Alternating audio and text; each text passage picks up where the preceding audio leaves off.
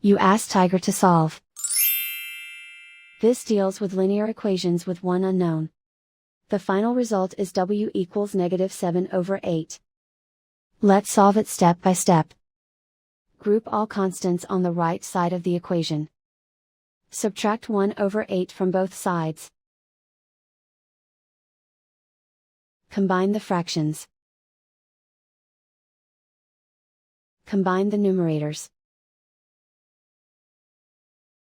Reduce the zero numerator. Simplify the arithmetic.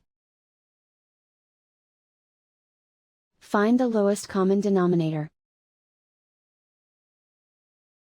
Multiply the denominators. Multiply the numerators. Combine the fractions. Combine the numerators. And so the final result is w equals -7/8.